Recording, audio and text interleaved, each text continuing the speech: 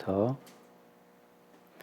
2장 15절. 너희는 시온에서 나팔을 불어 거룩한 금식일을 정하고 성회를 소집하라.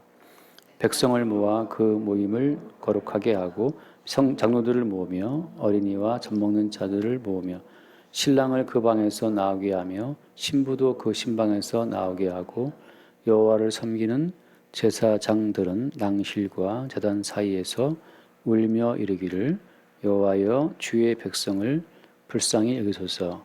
주의 기업을 욕되게 하여 나라들로 그들을 관할하지 못하게 하옵소서.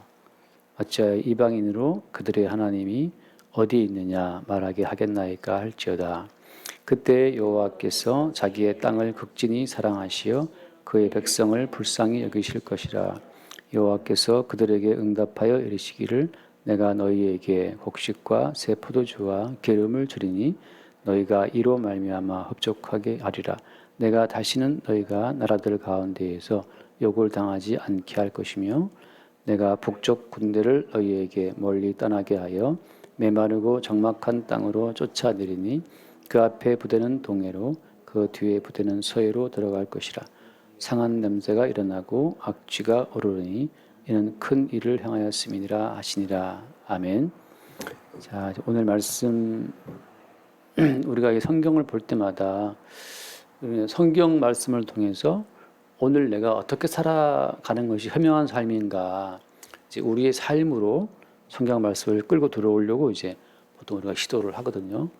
성경 말씀은 우리에 의해서 끌려 들어와서 우리 삶을 위한 어떤 그런 요령, 삶의 방식으로 이렇게 사용되는 말씀들이 아니라 오히려 말씀은 우리를 그 말씀 세계로 끌고 들어가시는 거죠. 그래서 말씀 속의 세계에 우리가 존재한다는 사실을 이제 보게 하시는 겁니다. 그러니까 내가 중심이 되어서 내가 주인공이 되어서 만들어가는 삶을 위해서 말씀을 이렇게 몇 구절 이렇게 끌고 들어와서 우리 삶에 필요한 건축 도구로, 건축 어떤 그 재료로 성경 말씀을 사용하고자 한다면 그것이 이제 우리가 오해하는 겁니다. 오해. 그래서 이미 우리는 하나님의 말씀의 세계 속에 있다. 대표적으로 어떤 것이 우리의 인생이 그 말씀 속에 있다는 사실을 보여주는 겁니까? 오늘 말씀 보면 나오지만 예를 들어서 그 17절 말씀에 어떻게 되어 있냐면 여호와를 섬기는 제사장들은 낭실과 제단 사이에서 울며 이르기를 여호와의 주의 백성을 불쌍히 여기소서. 주의 기업을 욕되게 하여 나라들로 그들을 관할하지 못하게 하옵소서라고 되어 있잖아요. 어찌하여 이방인으로 그들의 하나님이 어디 있느냐 말하게 하겠나이까. 다시 말해서 지금 이스라엘 백성들은 어떤 꿈속에 빠져 있는 건데 어떤 꿈속에 있습니까? 하나님을 믿으니까 우리의 삶은 안전할 것이다. 이런 환상이죠. 다시 말하면 예수를 믿으니까 우리 인생에는 행복이 있을 거야. 그 환상이거든요. 이게 뭐냐? 이방인들이 쳐들어와서 지금 우리의 땅을 관할한다. 그러니까 이방인에게 짓밟히는 어떤 그 삶의 실상을 지금 이스라엘 백성들로 하여금 주님이 보게 하시는 겁니다. 다시 말하면 이것은 뭐냐? 이 세상에서 대통령이 되든 뭐 재벌이 되든 간에 상관없이 모든 사람들은 다 저주 가운데 있습니다. 그 사실을 우리가 볼 수 있어야 돼요. 누가 이스라엘이냐? 이스라엘은 이 세상의 실상이 하나님의 저주 가운데 있다는 사실을 늘 새롭게 발견하는 자들이거든요. 저주 가운데 있는 세상의 실상을 발견을 해야 비로소 이 세상을 향한 헛된 꿈에서 벗어날 수가 있습니다. 이 세상을 향한 헛된 꿈에서 벗어나는 자, 그것이 말하자면 진짜 현실을 사는 자들이죠. 진짜 현실은 뭐예요? 진짜 현실은 우리가 나가도 저주고 들어와도 저주예요. 재벌 돼도 저주고 노숙인이 되어도 저주예요. 어디에도 행복은 해피니스, 행복은 없어요. 내가 뭘 좀 하면 행복하지 않을까? 없습니다. 그러니까 좌로 가나 우로로 가나 우리는 다 저주 가운데 있다는 사실을 명확히 인식하는 것, 그게 현실의 눈을 뜨는 거거든요. 그러니까 내가 이렇게 하면 좀 저 사람 달라지겠지. 안 달라져요. 이렇게 하면 저 사람이 좀 바뀌겠지. 안 바뀝니다. 그러니까 우리가 어떤 내가 생각하는 나만의 현실을 목표로 해서 뭔가를 내가 이렇게 행동한다. 그러면 내가 목표로 한 행복한 어떤 현실이 다가오겠지. 그런 것은 없다는 것. 그게 지금 이스라엘이 알게 되는 이 세상의 현실이죠. 애굽이라고 하는 것은, 애굽이란 나라는 모든 인간들에게 꿈을 주는 나라거든요. 꿈을. 아메리칸 드림이잖아요. 아메리칸 드림. 지금은 코리안 드림이고. 제 그 지방 대학교에서 교수하는 그 친구 말 들어보니까 전에 제가 말씀드렸죠. 베트남 유학생들이 이제 들어온다는 거죠. 여기 서울에 있는 이런 이제 비싼 대학들에는 이제 중국 뭐 부자들이 많이 오는데 또 베트남이나 동남아시아 사람들은 또 지방 대학도 많이 가나 봐요. 수십 명씩 우르르 이제 유학 비자로 들어오는 거죠. 딱 첫 학기에 등록하고 다 사라져요. 학교에 안 나와. 가보면 없어. 다 어디 갔겠습니까? 다 돈 벌러 간 거예요. 취업하러. 우리나라에서 한 달 벌면 그 나라에서 1년치 돈을 버니까 애들이 다 공부한다고 유학비자 들어와서 대학교에 들어왔다가 다 도망가고 없어요. 다 돈 벌러 간 거죠.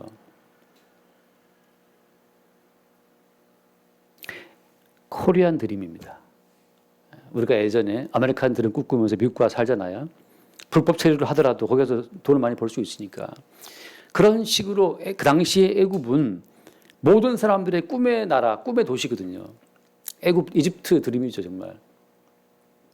하나님이 왜 이스라엘을 애굽에서 끄집어내서 광야에 살게 하시는 겁니까? 세상의 현실이 저주받은 땅인데 그 하나님의 저주를 계속 은폐, 숨기고 사실 우리는 행복한 삶을 살 수 있다. 우리는 행복의 나라로 갈 거야. 창문을 열어라.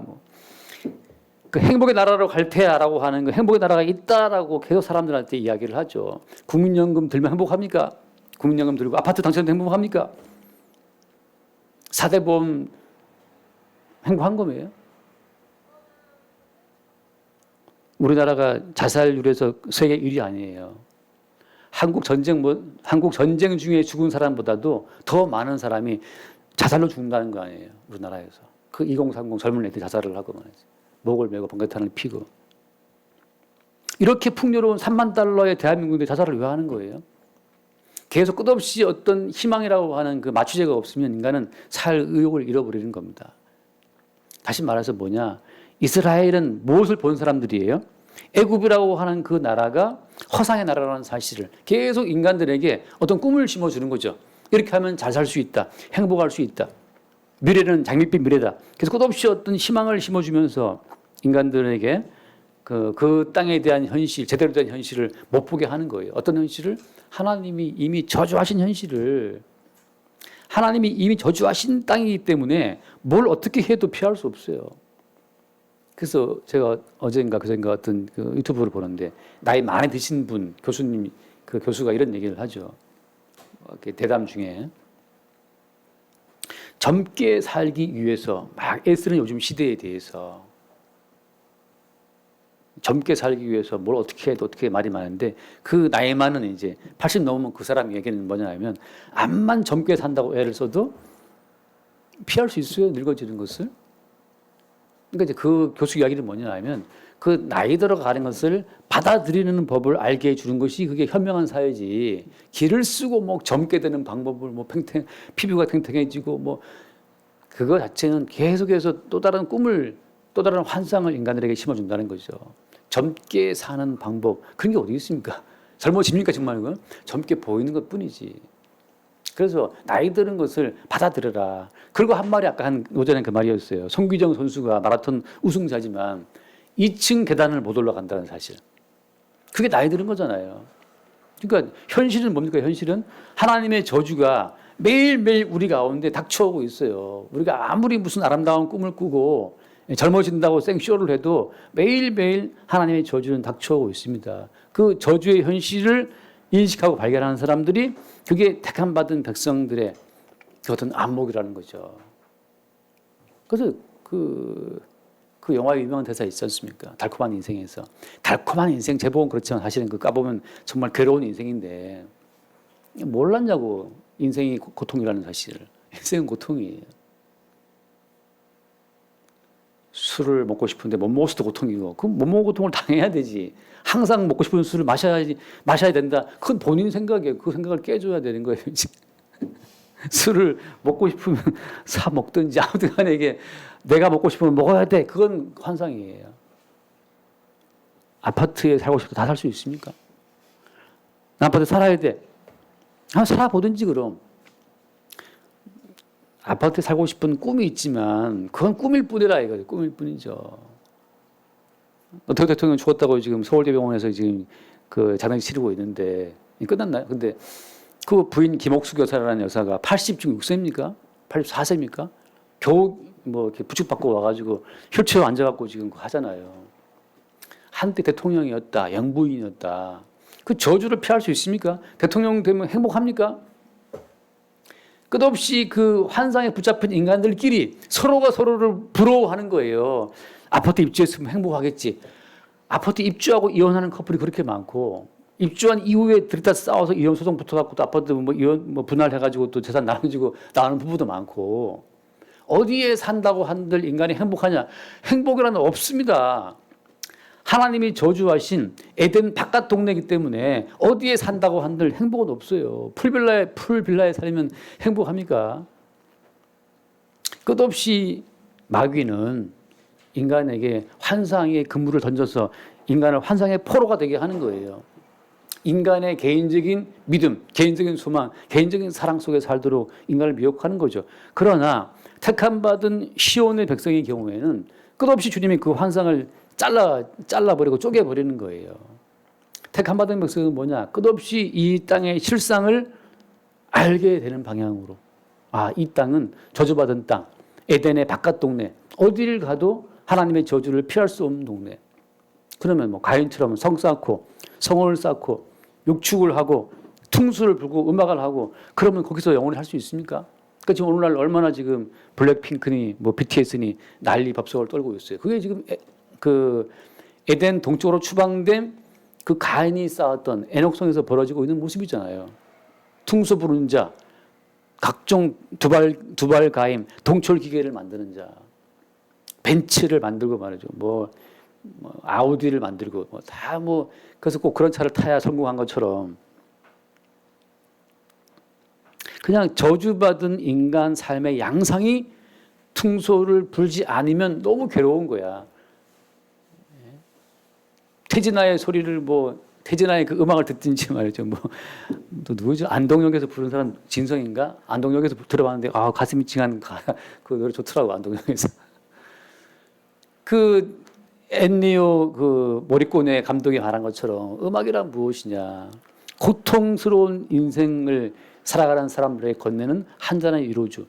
도대체 제가 인생이 너무 괴로워서 그 위로주를 안 마시면 괴로운 거예요.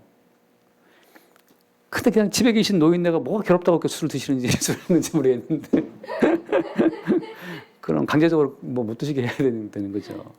아니 인생이 너무너무 괴로워. 돈 벌기 힘들고 얼마나 바깥 세상이 지금 괴로워요. 그래서 돈 한 푼 버는 게 얼마나 어렵습니까? 지금 1시간 일해봐야 8천 몇백 원 받는데 그 온몸을 다해서 일을 해야 돈 받는 거 아니에요. 집에 가만 앉아 있으면 돈 벌어주는 마누라가 돈 그 밥 먹고 사는 그 노인네가 도대체 술은 왜 없으면 왜 못 산다는 건지 모르겠는데 이거 좀 개인적인 얘기했는데 아무튼 그래요. 그 엔니오 모리꼬네처럼 너무나 인생이 고통스러워서 한 잔의 위로주라도 건네고 싶은 그 같이 그 저주를 받은 인생들끼리 건네는 위로주 아니에요. 가인의 세계에서 나타나는 증상들입니다. 퉁소를 풀어야 돼. 너무 인생이 사람이 괴로우니까. 잠깐으로 잊어버려야죠. 음악을 들으면서. 동철기계를 왜 만드는 겁니까? 너무 살기 힘드니까. 기계에 힘 빌려서 살고자 해서 개발하는 거 아니에요. 살기가 힘드니까. 너무 괴로우면 자꾸 인간의 머리를 쓰거든요. 고통은 곧 창의의 원천이잖아. 고통은. 동철기계를 만들고 퉁소를 불고 육축을 치면서 말이죠. 그 저주로부터 벗어나기 위해서 기를 쓰는 건데 주님 말씀하신 거 바로 그런 것이 가인의 세계의 삶의 양상이다. 도시 문명을 만들고 말이죠.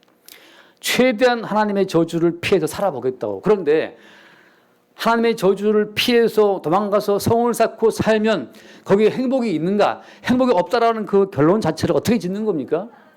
거기에서 누구죠? 갑자기 이런 거 하네. 라멕이 창상을 인하여 소년을 죽이잖아요. 끝없이 상처를 입고 상처에 대한 복수를 하고 그게 현대 인간들의 세상이라고 하는 거예요. 노태우 대통령 죽었다고 또 뭐 댓글을 보다 보니까 뭐 독재자 잘 죽었다고 독재자 뭐 욕하는 댓글도 있는 반면에 또 다른 댓글에서는 적당히 해라, 적당히 해라. 지금 민주주의가 오히려 파괴되고 있다. 뭐 그런 댓글도 있고 말이죠. 서로 또 막 그 싸우고 있어요. 창상을 인하여 서로를 찌르고 죽이는 그게 현대 지금 문명 아닙니까? 이재명하고 이낙연하고 또 서로 싸우고 말이죠. 대선이 앞으로 어떻게 된다 하더라도 다음 대통령은 절대 편치 못합니다. 왜? 서로가 서로를 창상을 내고 찔러 죽이는 그런 지금 상황이 됐기 때문에 어디로 간다 하더라도 도시를 아무리 거창하게 하더라도 거기에 사는 인간 자체가 지금 하나님의 저주를 받은 인간들이기 때문에 행복은 없어요.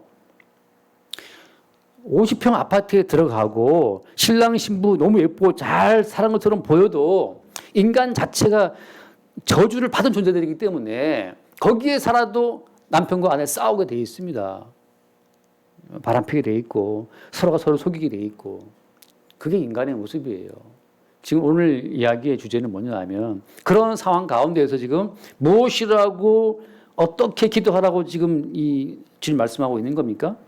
거기에 나온 것처럼 한마디죠. 17절 여호와를 섬기는 제사장들은 낭실과 제단 사이에서 울며 이르기를 여호와여 주의 백성을 뭡니까? 그다음에 불쌍히 여기소서 이거예요. 불쌍히 여기소서 불쌍히. 그다음 18절 말씀 그때 여호와께서 자기의 땅을 극진히 사랑하시어 그의 백성을 불쌍히 여기실 것이다. 자, 불쌍히 여긴다고 하는 것의 전제는 뭐냐? 살만한 사람이 더 큰 욕심 부려서 불쌍히 봐주세요. 그거 불쌍한 것은 아니에요. 어떤 것이 불쌍한 겁니까? 어떤 사람에게 주님의 긍휼이 주어지는 거예요? 잠깐 말씀하세요. 로마서 11장. 달달달 외운 말씀이죠. 로마서 11장. 로마서 11장 31절.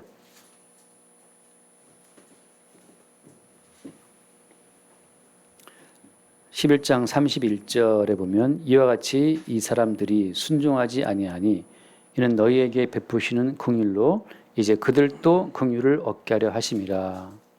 자, 순종하지 아니하니 자, 순종하지 않은 사람들에게 주의 긍휼이 베풀어 주는 겁니다. 32절 하나님이 모든 사람을 순종하지 아니하는 가운데 가두어 두심은 모든 사람에게 긍휼을 베풀려 하심이로다.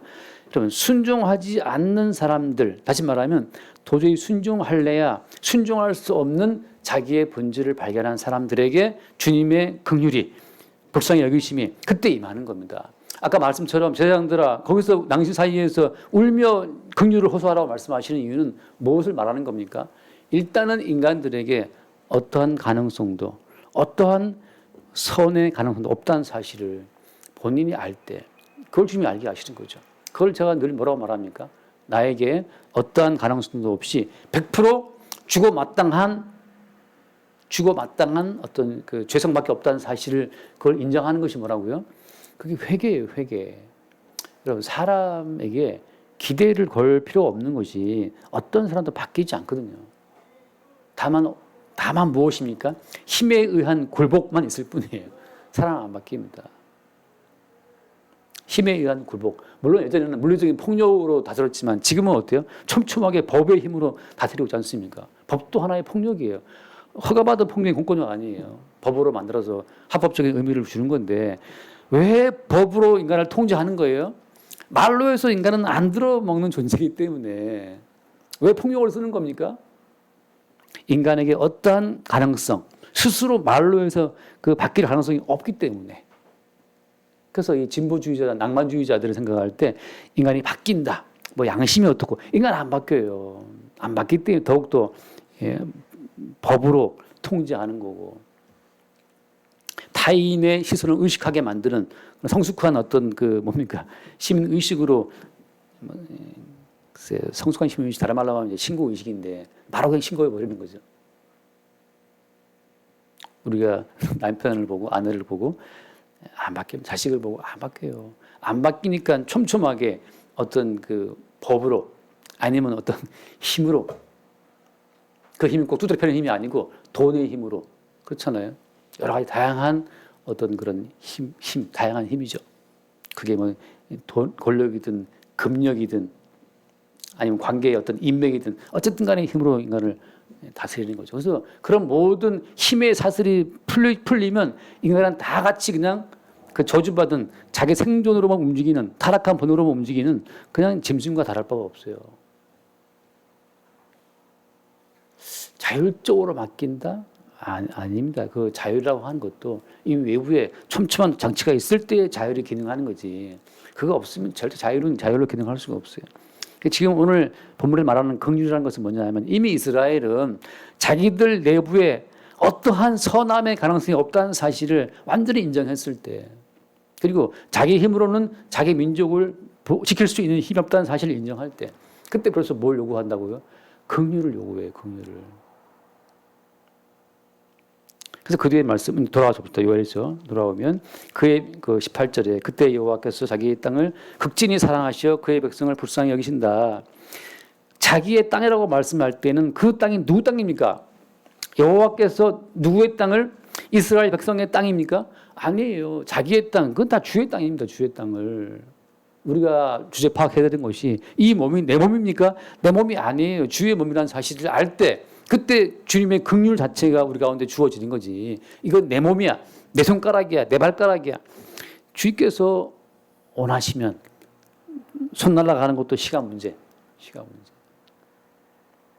이스라엘은 뭘 오해한 겁니까? 이스라엘 땅은 이제 우리 땅이다 하고 그 땅을 본인들이 소유한 거예요. 여러분, 구원이 우리 겁니까? 구원을 소유하는 순간 그 사람은 구원의 능력이 뭔지를 놓쳐버려요. 우리 것은 아무것도 없어요. 우리 목숨 우리 겁니까? 아니라는 거예요.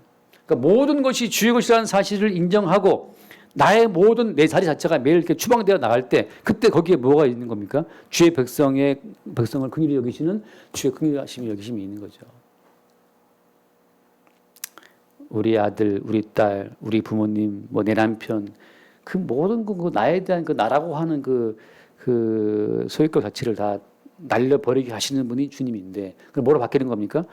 여호와의 땅, 주님의 땅이에요. 주님의 땅이고 주의 백성이고 주님이 맡기신 돈이고 주님이 맡기신 건강이고 우리 것은 아무것도 없다라고 할 때 19절 말씀, 19절 여호와께서 그들에게 응답하여 이르시기를 내가 너희에게 곡식과 새 포도주와 기름을 주리니 너희가 이로 말미암아 흡족하리라. 우리의 것이 아무것도 없을 때 모든 것 자체가 어때요? 주님의 것으로 운영된다는 사실을 알 때 그때 우리 가운데 주어지는 것은 곡식과 새 포도주와 그 흡족한 기름이라고 하는 거죠.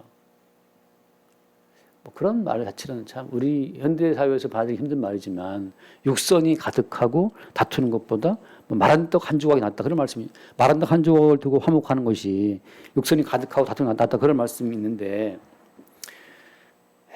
육선 아름다운 뭐 맛있는 마찰이니까 많은 밥상을 다는 걸 좋아하잖아요. 하지만 마른 떡 한 조각이 감사할까요?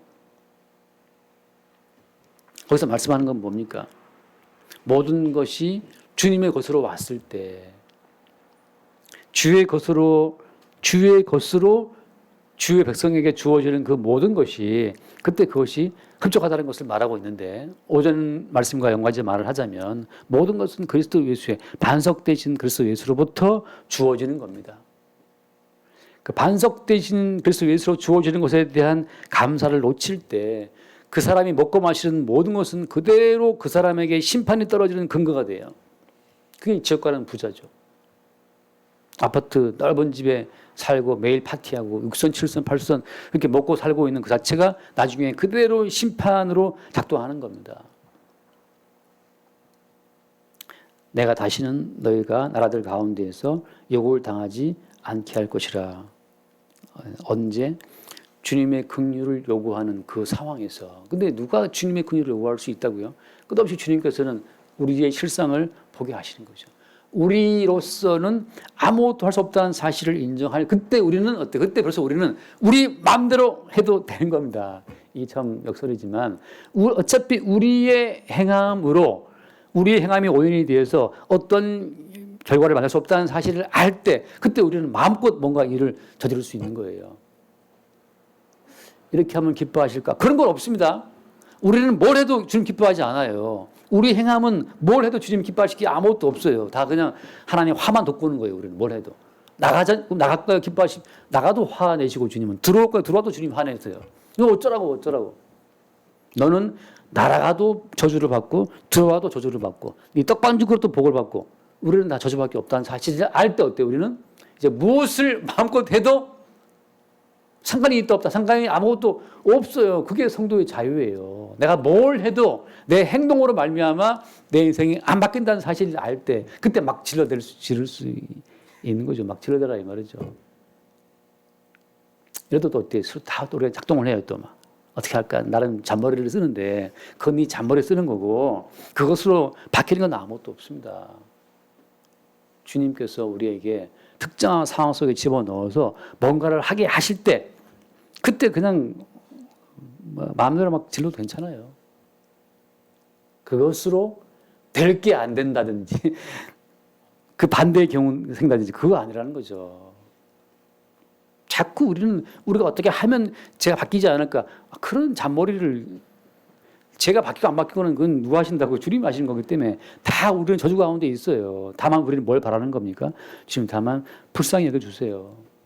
어차피 우리가 저주 가운데 있어서 살다가 망하고 죽는 것은 그냥 마땅한 게 정해져 있는 거예요. 우리는 대통령이 되어도 어때요? 마지막에 병 걸려서 몇 년 앓다가 그 와이프도 뭐 혈치가 왔다 갔다 하다 지금 죽는 겁니다. 죽는 거예요. 어떻게 살아도 마라톤 금메달 따고 이 뭐 풀떼기 머리에 쓰고 있다 하더라도 말년되면 2층도 못 올라가는 게 인생이기 때문에 어떻게 살아도 우리는 저주를 피할 수 없다는 사실. 다만 무엇이 우리의 유일한 소망이에요? 주님의 긍휼. 좀 이렇게 살다가 이렇게 저주 가운데 망하는 것은 마땅합니다. 주님 우리가 마땅합니다. 다만 뭡니까? 주께서 우리 인생을 도구로 삼아서 주님의 뜻을 나타내시면 그것으로 우리는 족한 거예요. 근데 주께서 뜻대로 우리를 쓰실지 우리가 정할 수 있습니까? 어차피 우리 마음대로 안 되는 거예요. 그러니까 멋대로 살면 이게 참 말이 그러니까 이게 잘못 들으면 멋대로 살라고 이렇게 방종을 뭐 촉구하는 것이 오해할 수 있는데 우리의 행함이 원인이 되어서 하나님의 저주를 피할 수 없다는 그 사실 안에서 우리는 무엇을 해도 어디 가운데 있다? 저주 가운데 있다는 그 사실 속에서 우리가 멋대로 하라 그 말이죠. 마치 뭐 내가 안 하면 뭐 복 좀 받지 않을까? 로또를 긁을 때 막 정성을 다해서 주하고 한번 색칠하고 한번 주하고 또 색칠하고 이런다고 해서 그게 됩니까? 가끔 지나가다 보면 그 로또 파는 데 보면 이제 토요일쯤 지나다 보면은 거기 다 사람들이 휴대폰 하나 들고 이렇게 보고 막 이렇게 처음에 뭐 하나 했어요. 보고 이제 계속 이렇게 이렇게 짝대기 긋고 있는 거예요. 기도하는 마음으로. 그런다고 되는 게 되나 이 말이에요. 그런 점에서 인생은 어떻게 가도 하나님이 정하신 그 결정 자체를 뒤집을 자는 아무도 없어요. 다만 우리는 뭘 보는 겁니까? 나가도 저주를 받고 들어와 저주를 받아 마땅한 자들인데 웬일인지 나가도 복을 받고 들어와도 복을 받네. 왠지 저 사람은 나를 보고 웃어주네. 왠지 저 사람이 나에게 돈을 주네. 나 밥을 사주네. 얼마나 감사한 겁니까? 지난주에도 그 목사님이 초대해서 밥을 먹으러 갔는데 잘 먹어서 잘 먹고 이제 그분 얘기를 들었는데 아무튼 그 부천에 굉장히 큰 교회를 하시는 목사님인데 내가 들어보니까 딱 드는 느낌이 야 정말 대단하다. 돈도 없는데 무조건 땅을 계약을 했어요. 계약금을 내야 돼. 돈이 없어. 20일 금식도 들어가요. 20일 금식 막 그냥 그 전교인 다 짜가지고 매일 기도시켜 돌아가면서 교인들이 이제 금식기도 동참하기 힘들어서 차라리 돈을 내버려. 이 사람이 힘들다. 그래서 땅 하나 짓고 또 막 개발돼요. 또 들어가 금식기도. 그렇게 해서 땅을 사고 나중에 크게 지어갖고 근데 또 말씀하세요. 지금 아직도 부채가 30억이래요. 그 느낀 것이 큰 교회 하시는 분들은 그래서 그분이 저 같은 이 작은 분들 모아놓고 하신 얘기는 뭐냐 세미나에 하신 말씀은 목사님들 모험심, 모험심입니다. 모험심. 모험을 해야 되는 거예요. 그래서 저는 들으면서 저 짓을 왜 해야지, 근데. 근데 참, 대단한 모험가들이에요. 1억도 없는 사람이 5억짜리 땅을 사놓고 계약금을 5억 치른다고 덤벼드니, 그것도 교인도 많지도 않은데. 그러니까 정말 주가는 자기가 달려드는 거죠. 지금 그런 세상인데, 집에서 아무것도 안 하시면서 뭐 술을 드시냐고. 그러니까 바깥 세상을 지금 미치도록 돌아다니고 그 하나 뭐 얻으려고 지금 20원씩 생으로 굶고 지금 주유하고 지금 기도하면서 막 머리 받으면서 기도하고 있는데 지금 그런 세상이잖아요. 지금 살아보겠다고 지금.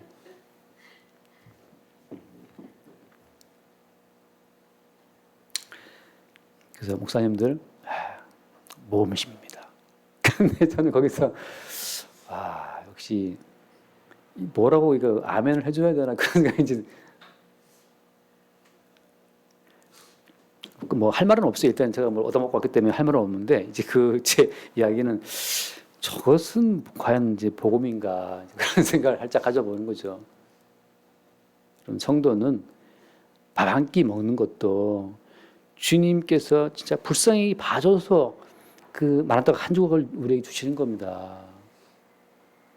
긍휼을 걷어가시는 순간 코에 콧줄 껴서 이 밥을 이렇게 먹어야 되고 걷는 게 어디 있어요.